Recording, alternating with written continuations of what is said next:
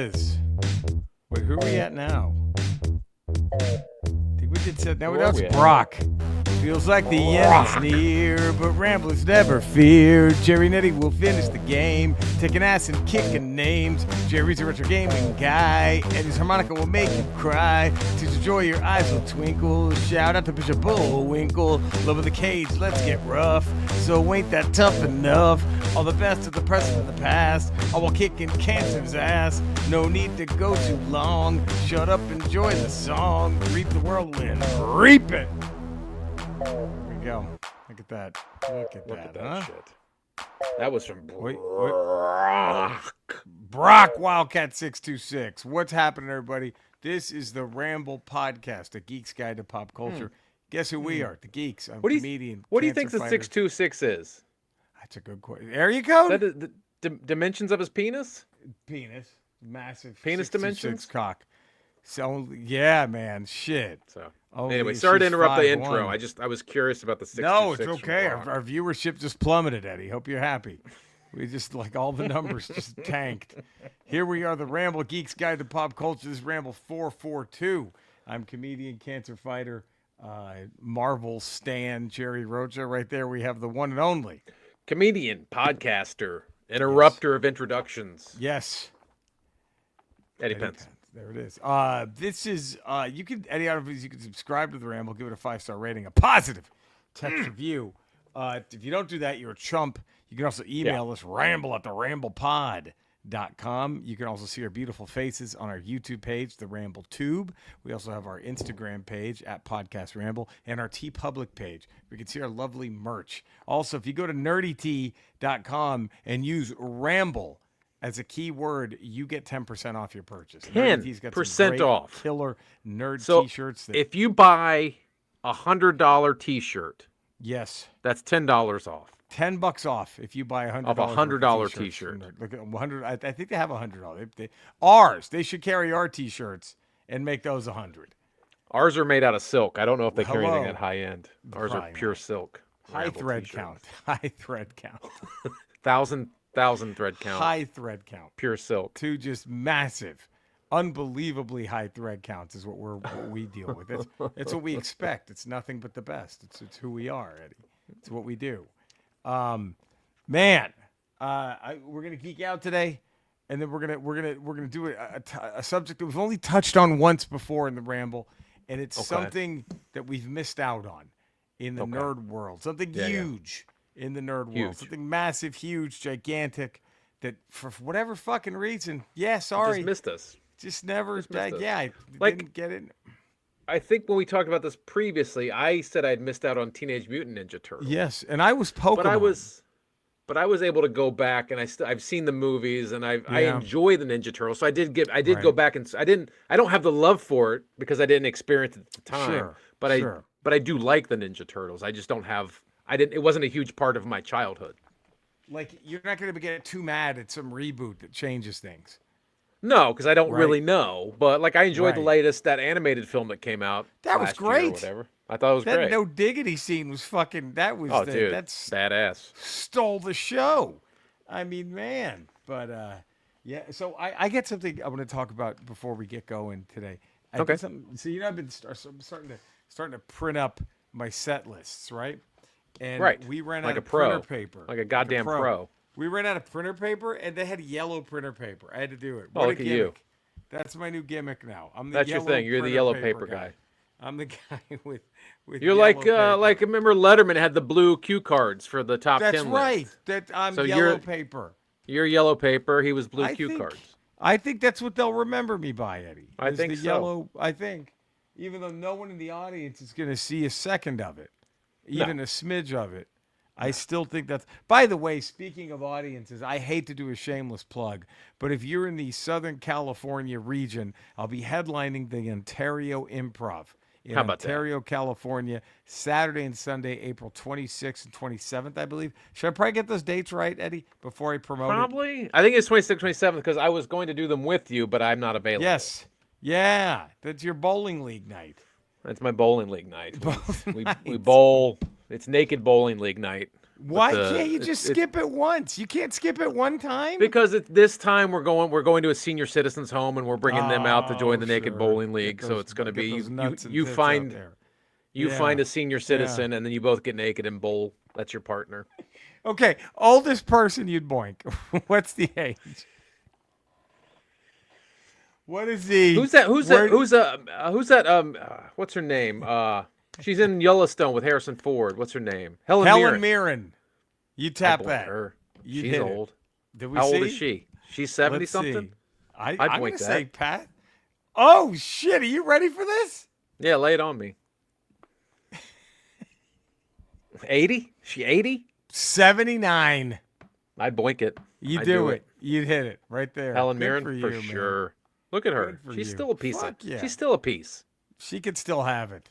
Absolutely. She could have all of it. You know what? She's hot enough. She might not even want our young cocks. She might not want. She might want younger cock than us. I'm good. I could do better than this. Please. I'm Helen fucking Mirren. I'm fucking. You kidding me? She's hot, right? That's a 79-year-old. I boink, right? She's got to be up there as far as like hottest 79-year-olds out there. Name a hotter one. God, Okay. Who was the old lady from Cocoon? Would you have boinked her? Jessica Tandy? Was it Jessica Tandy? Miss Daisy? No, not her. The old one that was in Cocoon that was Wilford Brimley's lady. And they got busy in Cocoon. She was in Cocoon, the Tans. Yeah, but I don't think that was she was with the other guy from Trading Places, I think. Hugh Cronin, her actual husband in real life. Yeah. Yeah, that's right. They actually, I don't know, this might not be true, but I heard they actually filmed a real sex scene in Cocoon. Where they fucked. And that they fucked because they were already together, and then the director chose not to use it. Are you talking Maureen Stapleton? Would you have boinked her? Would you go with Maureen Stapleton? I mean, she's the Hall of Famer, I would think. So, I think Maureen Stapleton. You fuck her to get the Stall of Fame shit out of her. I think is what you do. Like, you fuck her to just get that Stall of Fame, and then it's kind of best of both worlds. Yeah. Because I remember watching Cocoon, and they all jumped in that water with the cocoons. Yes, they all felt younger again. And then I remember that scene, Wilford Brimley took his towel off, and they went in, and he basically alluded that he's going to go fuck. And I'm like, and it kind of grossed me out. Would you watch an unrated, do you think there's an unrated cut of Cocoon where Ron Howard just filmed them doing it? I think so. Probably he wanted to get, and then the alien woman pulled her skin off, right? And then the Goots had to fuck the glowing alien, right? The Goots, the Goots. The Goots. Goots boinked the glowing alien who took her skin off. The Goots, greatness overrated. The Goots. What do we think about Steve Goots? I think he's great. I think he's great. Goots. What kind of was it? Was the three men? Was that it? We had Police Academy. He had three men. No, but that was it, right? Like that was because he walked away from Police Academy. First of all, fuck him. Like, who the fuck was he to walk away from Police Academy? You don't want to do fuck himself. Fucking Mission Moscow? You don't want to do Mission Moscow? It's better if he's in it. It's better if he's in it. You too good for Mission Moscow? He was in the Goldbergs. I mean, no, he's the Goots. He's had a fucking killer career. But I think I'm pissed that he bailed on Police Academy. Yeah. He like what? So Citizens on Patrol, that's enough? Right. You know who didn't? Tackleberry. Tackleberry and Hightower. They wrote it out. Goddamn one of them. Hightower NFL Hall of Fame or no? I don't think he is. I don't think Should he be just for Hightower alone? Yeah, just for doing all the Police Academy movies. I think that makes you. That should be just push him in. Let's look up and see where he walked away. I think it was Citizens on Patrol, correct? No, I think he did another one, didn't he? He did 4. I think he did 4. 4 was Citizens on Patrol. That was it. That was the okay. So he had one. Second one was First Assignment. Second was the First Assignment. Back in Training. Third one was Back to Training. Back in Training. And fourth, was he in the third one? Was he in Back to Training? He was all 3. He was in the first 4. And then fourth one, Citizens on Patrol. Citizens on Patrol. COP. I'm done.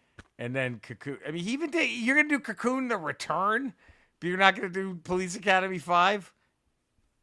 I don't know. Was that Assignment Miami Beach?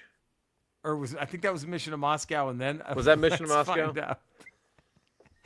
Because that is something Jesus Christ! Do you know Citizens on Patrol made like $60 million fucking dollars? That's insane to me. Would you, if say the AMC How did was running Citizens on Patrol make that much fucking anyway? Because it's a banger. It's true. It was good. Would you, if AMC was running a Police Academy marathon, would you buy tickets and sit there for 6 straight Police Academy movies in the theater? Seven straight. So we got it wrong. You ready? You were right. 5 is Assignment Miami Beach. Right. 6 is City Under Siege. Okay. And then 7 was Mission to Moscow. 7. And you know what? Do we have Tackleberry in all of them? I don't think we have Hightower or Tackleberry. And yes, Tackleberry's in it. We have no Hightower. Michael Winslow was there. Jones was there. So Michael Winslow and Tackleberry. Jesus Christ, are Christopher the road Lee. dog. Christopher Lee was in Mission to Moscow. Count Dooku himself. What?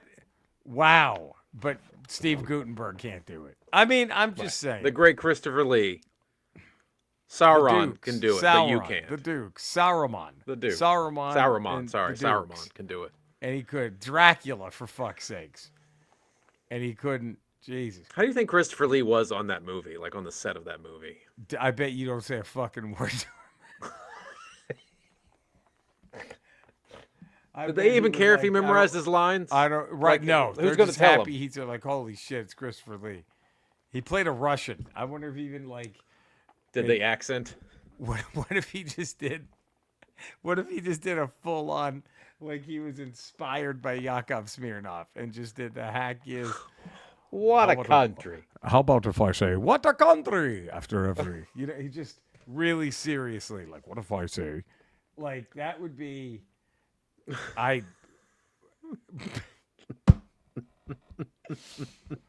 oh, Jesus. The police. Do we need to have Cody watch all the Police Academy films? Before he comes back to the show, I would. Does that change him, or does that make him a better critic, or does that break him as a person? I think you're a better critic up to Citizens on Patrol, and I think after that, it's probably diminishing returns. You think? But if he does, I mean, it's got to be 5 stars up until, right? 1 through 4 are 5 stars, correct? 1's great. I'm sorry, 1's a great film. 1's a great 80s comedy. 2 is a great, because you get Bobcat Goldthwait.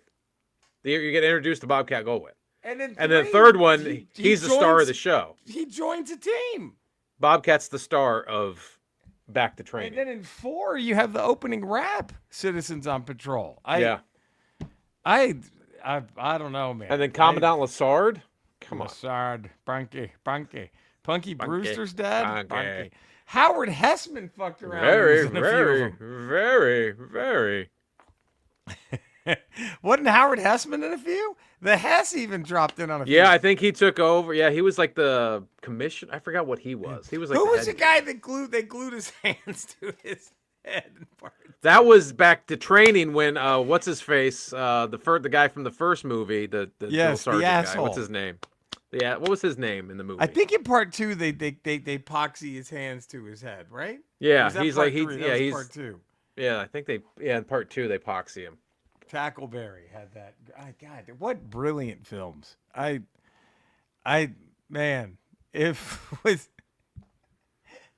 how much better is Endgame? If the last on your left is the Police Academy cast. It's fucking Michael Winslow just going. And Thanos is like, what? Like he's just thinking his army's been defeated. He falls for it.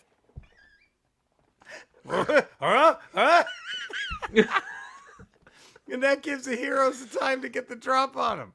There it is. That would be, goddamn. Tackleberry just shoots a bazooka and takes out one of his. He fucking takes out the ship before Captain Marvel gets there, and the fucking Hightower one punches Thanos, right? Hightower. Oh yeah. Stop it. Hightower puts on the Iron Gauntlet and snaps. Didn't even get hurt. And his whole wish is he's back in the NFL. He just goes back to the NFL. Everyone else is still there. What the fuck? Stones are all gone. The Stones are gone. Half the people are still missing, and this dipshit's back in the NFL. Yeah, I'm telling you, it's greatest scene ever. If in Endgame, the police academy cast comes walking out. The Russos. Think the Russos pitched that? Do you think they were like, look, and they were just, Feige was like, who's made of money, guys? Who has that much money to get the police academy cast back together? I'm lucky Disney's letting me get RDGA back here. This is tough enough. Now I gotta get the police academy cast? Get the fuck out of here. Man. So, Eddie, I want to geek out, dude. Oh, my God. Okay. I'm losing my mind over these Fantastic Four comics. They're so fucking good. I got to get on these. Dude, Jonathan Hickman, I just forget how when, I know you could say this about any property, of course, but there's something extra special about when the Fantastic Four are done well. Oh man, this has been some killer shit going on here with this Fantastic Four comic. Yeah. Leading up to Infinity, leading up to Secret Wars. I always was like, when I was a little kid, I always thought they were kind of corny, so I never got too into them. And then I got into them as I was like preteen. I was like, wait, they're pretty fucking cool. But then it was, by the time I really got into them, it was like when it was Ghost Rider, Wolverine, She-Hulk, right? Like that or whatever, And so I knew all the characters. But fuck, this is just, man. It is. It's because I got to get into it. Because right now I'm reading the Thors, which is like a 4-part, like a small series. This is during Secret Wars, though. It's sort of happening because the Thors are basically God Emperor Doom's police force. It's a ton of Thors. It's Thors from every multiverse into one, and they become his police force.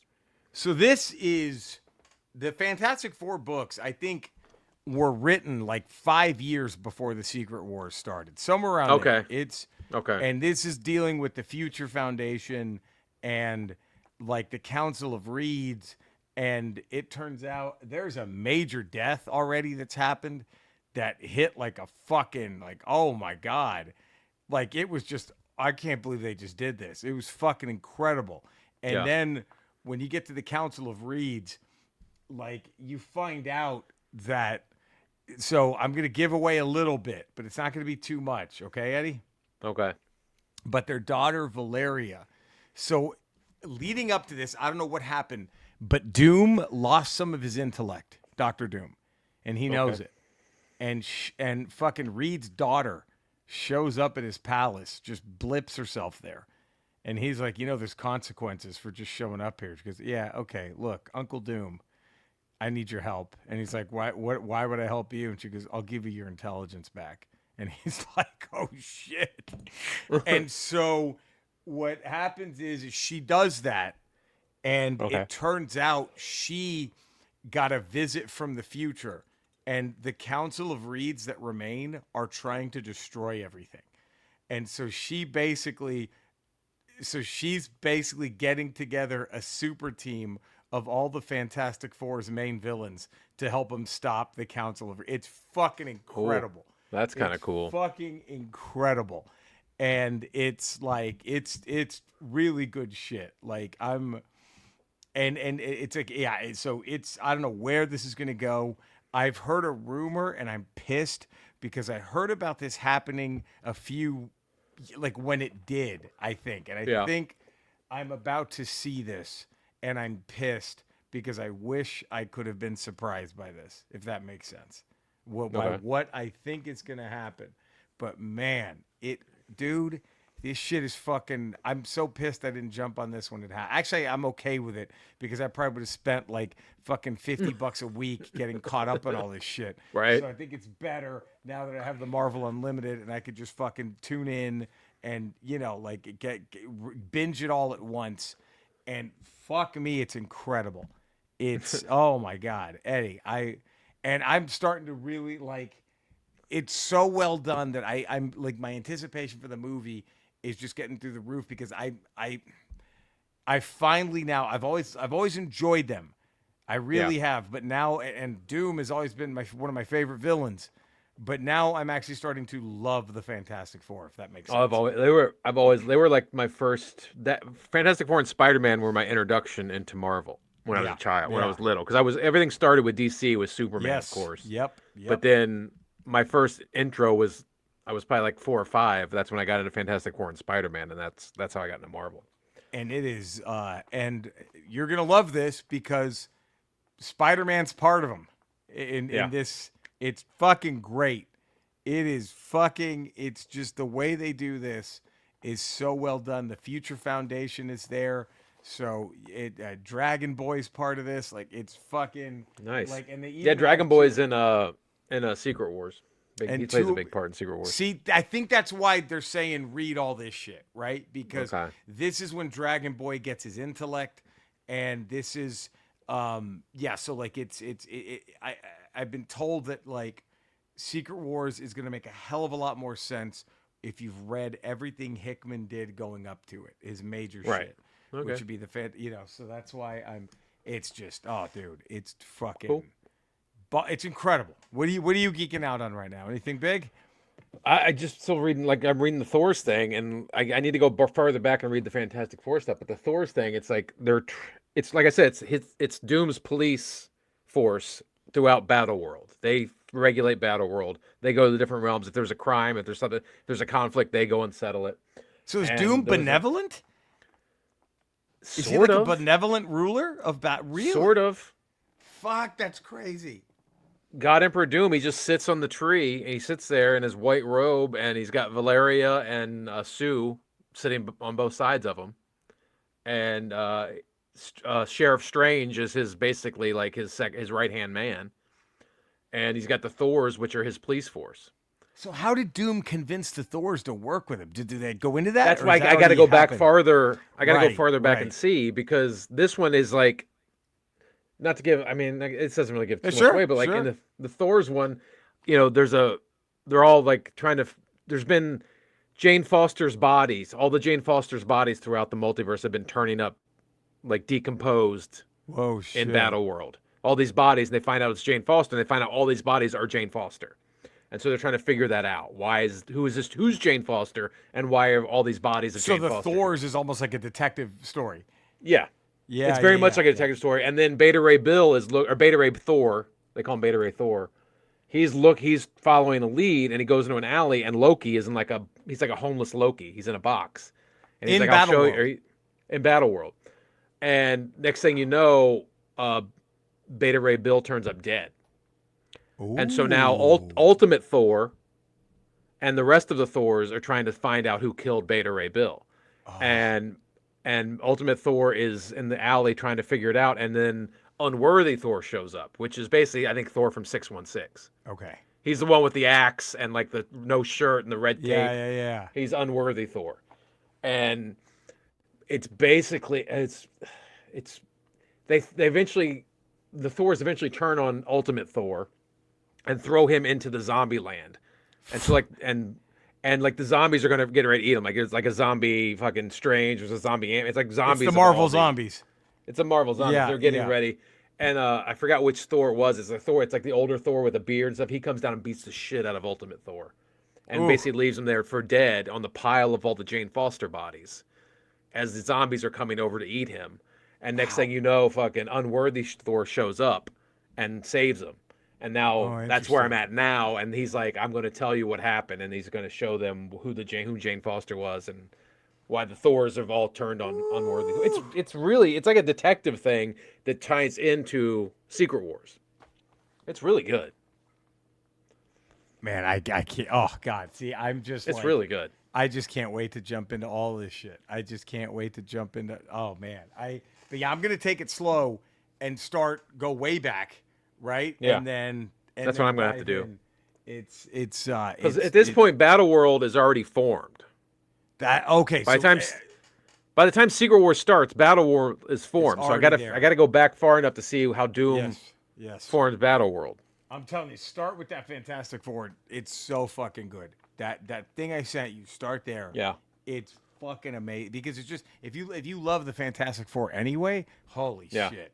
It's just a blitz of like how great it can be with that. It's so fucking good. Oh man, look at well. So we're kind of both geeking out on the same thing here. This build up to Secret Wars and Secret Wars. And how long do we have to finish all this, to read it all? I mean, Doomsday comes out what, next year? Next summer? Next year? Next May? So we have about a year, I think. I'm wondering though if like the Fantastic Four movie is going to bridge. It might. There might be the Council Reads. There might be the bridge you were talking about. Yeah, that arc that he makes to go and I mean. So there may be some of that in it. So it's I don't know, man. It's fucking. But I'll be interested to see what the Russo brothers and Feige pull from this series to make it into the movie because the series, these comic books are so far out there. I don't know how they translate to a film. Well, one of the things I don't know how they're going to do, they probably won't, but that was fascinating was like how, who's that fucking machine, that living computer that's the leader of all the Kree, right? Yeah, Supreme Intelligence. The Supreme Intelligence. There is a flashback of like 30,000 years ago where it gets all the accusers together and has them create all these different Inhumans. And then it has a vision that one of the Inhumans will rise up and destroy it. And so he says, destroy them all. This is 30,000 years ago. But I guess the ones that become Black Bolt, they all survive. There's a small group of them survive. It's so there's a lot of Inhuman shit going on too. It's fucking great, man. We'll see. I mean, because like if you look back and read the Infinity Gauntlet, it's so far out there. You're like, how would this ever be cinematic? And the Russo brothers turned, and they did it. They kept the key elements and made a good film. So we'll see if they can do it with. They somehow even took they just replace it with Thor and Stormbringer, but you have Wolverine getting the drop on him. Thor almost kills him. Had Wolverine gone for the head, he kills him. It's over. But they're not like on some platform out in space somewhere and they're all attacking them. They're like they're in Wakanda. They're having the battle in Wakanda. Made it a lot more perfect for the film. It was just that was man. So all right, so now we're gonna get into what we missed out on. And man, mine is I'm embarrassed, Eddie. Yeah. To admit that because I got this video game as a kid. Let me see if I actually still have it before we even go. What console was it? Nintendo, original NES. OG shit. And I wonder. No, I don't have the cartridge here. I remember I asked my aunt for it because she was getting me a game, and they just repurposed Michael Biehn from Aliens in the cover. So I was like, holy shit, that looks like fucking Hicks. And it was Metal Gear. Okay. And I remember I played it. I was like, I'm just punching dogs? Like, what the fuck is this? Like, I couldn't get into the first Metal Gear Nintendo game. I just remember you had to sneak around a bunch, and I just... Yeah, I did. I had the original Metal Gear. I had Metal Gear for the Nintendo, but I played it a few times and I didn't like it and I just stopped playing it. Same. I just couldn't get into it. I just couldn't get into it. I didn't like the sneaking around shit. I just wanted to give me a fucking machine gun, let me blow shit up. That was how I... Yeah. I thought it was going to be like Contra. I thought it was going to be very Contra-like, and it wasn't. Right. And that's like the last thing you're supposed to do in a Metal Gear game. And I found this. And this is like the first two Metal Gear Solids redone for the GameCube. Right. And I wanted... Now I'm like, I want to delve into this, but it's embarrassing.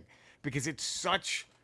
It's like saying that I've never played a Mario game or a Sonic the Hedgehog game. It's saying that I've never played Metal Gear. But I just fucking missed out on it completely. And by the time, when Metal Gear Solid first came out, well, you know me, I was like, well, fuck PlayStation. I'm not playing this shit. And then by the time Part 2 came out, I got a PS2. And I'm like, well, should I do this? And I just never... But I played Part 1. And Metal Gear Solid... is fucking incredible. Like, it's a masterpiece. And I'm so pissed. But I still haven't really played any of the others. Dude, there's a character in the game, and I love this shit. One of the villains in the first Metal Gear is called Psycho Mantis. And now this is PS1 days, right? And so this was the beginning of you needing a memory card installed right? So you could save your data, save your progress, all that kind of shit. Well, like it reads your memory card. So when you walk up and you first have the battle with Psycho Mantis, who's supposed to be like this fucked up psychic character, he says like, "Oh, he'll read a game you've been playing." Like, "Oh, I see you've been playing Castlevania." You know, and you're just like, "Wait, what the fuck?" Like he'll read your saves and comment on it, and he's unbeatable. And I was having the hardest time when I first play. He's unbeatable. He anticipates every move you do. And finally, I hit up a buddy of mine who was a Metal Gear fan from the beginning. And I'm like, dude, how the fuck did you get past Psycho Mantis? He goes, it's the coolest thing ever. Unplug your controller and put it in player 2. And I'm like, what? He goes, yes, if you have it in player 1, it's always going to match what you do jack for jack, and you can't beat him. But if you put it in player 2, so it kind of just breaks the fourth wall completely. And none of it. I've never played anything else in Metal Gear. And I'm wondering if there's any Metal Gear fans out there, which I'm sure there are. Do I go back and play the Nintendo one? Do I start there? Do I play that one and then try to jump into all this other shit? Or do I just jump? Because I have Twin Snakes. I have Metal Gear Solid 1 and 2. Do I just go straight in with that? What's the move? I don't know. Let Ramble at theramblepod.com. Because I really wanted, I mean, now I'm feeling, after playing the first, and I'm like, fuck, I'm missing out on something really incredible.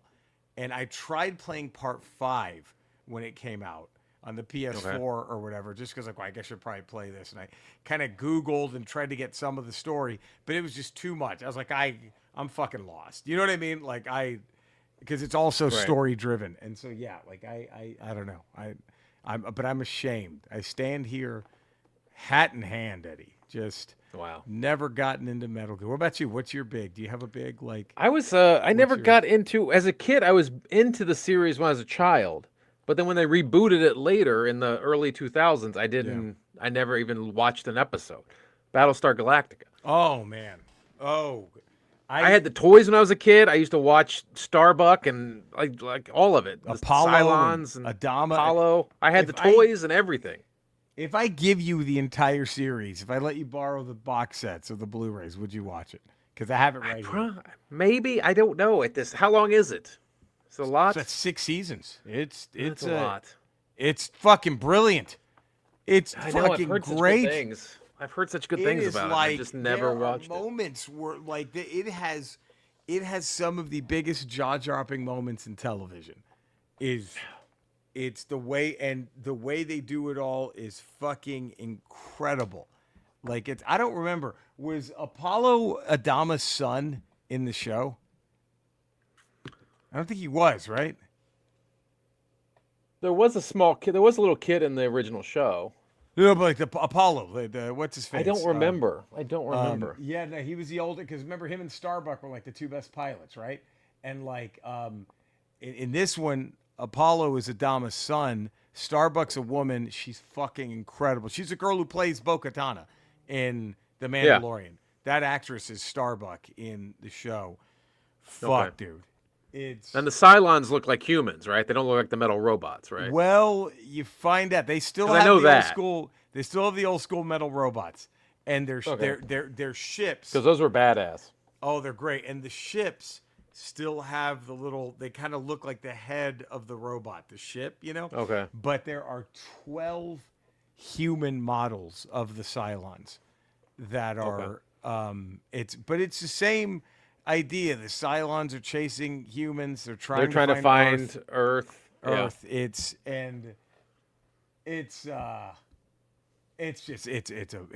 masterpiece. I might have to check it out at some point. I'll let you borrow all of them.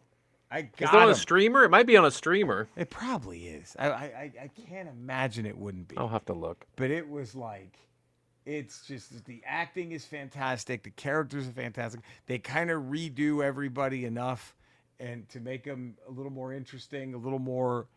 It's fucking great. Oh, dude, I'm like jealous that you're about to embark on this. But here's the thing: it starts with like a 2 hour and 50 minute made for TV. It was like a 2 or 3 part thing. I don't know how you're not going to watch that in one sitting. It's just imagine it being just a long movie.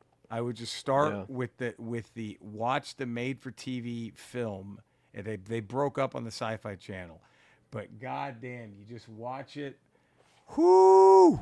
That one it's some great shit. I'm telling you, it's fucking fantastic. I think you'll really, if you loved the original show, and I did too. This one is so much better, and it's funny because in this one, they're retiring. It opens where they're retiring the Battlestar Galactica. Yeah. And it's the oldest ship in the fleet. And remember that villain, Dr. Gaius Baltar, the Gaius? Yeah. So he's probably my favorite character in this show. And he was inadvertently romanced by a Cylon. He had no idea. And she got he built the defense system. And through her, the Cylons just break it all down, destroy everything. And because Edward James Olmos as Adama was so old school, he kept the Battlestar offline. It's the only warship that survives. But at the beginning, they're retiring it. And they're having a ceremony. They're going to basically turn it into a flying museum. And they're having like a flyby, and they play the old theme from the old show. It's great. The Vipers are all the old Vipers from the original TV show. It's fucking great. There's newer Vipers in it now, but it's fucking dope. I think you'll really dig it, man. It's good shit. It's look at that. I got to get back into Metal Gear. You got to start watching the new Battlestar Galactica. That's our homework. What a goddamn ramble, Eddie. Is this one for the poets? For the ages, my friend. I would think, man, I want to thank you all for tuning in to Ramble 442. Subscribe, you know where to find us, love us, all those things. We will be back Friday with the Ramble Radio Daredevil recap. Anything you missed out on, let us know. Ramble at theramblepod.com. Stay safe. We love you guys. Enjoy our theme song and take care, everybody. Bye-bye. And boom. Oh, look at that. Look at that shit. Just rock. Again, that ship up there. That ship's right up there with the X-wing.